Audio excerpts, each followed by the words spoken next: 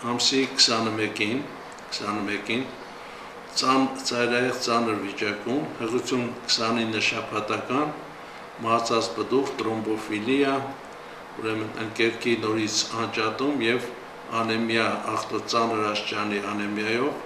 ուրեմն ընդունվեց այս ինստիտուտ և անմիջապես տեղյակ պահվեց առողջապահության նախարարությանը, հենց նախարարի հանձնարարականով եկան հեմատոլոգները և հեմատոլոգների մասնակցությամբ ձեռք առանք համապատասխան միջոցառումները, կատարվեց նորից կեսարյան հատում, քանի որ ընկերքը անջատված էր և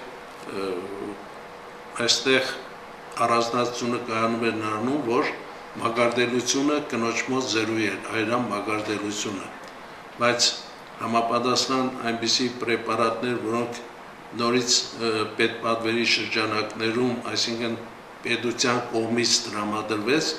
այնպիսի պրեպարատներ, ինչպիսին են Նովսևան, Տրիաքսամ և այլն, դրանց շնորհիվ և օպերատիվ միջամտության շնորհիվ հնարավորություն եղավ կնոջ կյանքը փրկել։ Բերեցին այդ օրը, անմիջապես կատարեցին վիրահատությունը, պտուղս արդեն մահացած էր, միգուցե և մի օր առաջ էր մահացել, չգիտեմ։ Կատարեցին վիրահատությունը, հեռացրին պտուղը, հետո մոտս շատ ուժեղ արնոսություն էր սկսվել, որտեղ մակարդելությունը լրիվ 0 էր։ Բժիշկ ռազմիկաշրջի խնդրանքով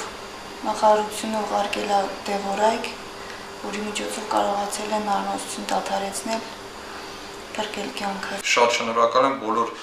բուժաշխատողներից, բոլոր նախարարության աշխատողներից, որ իմ կնոջ կյանքը փրկեցին։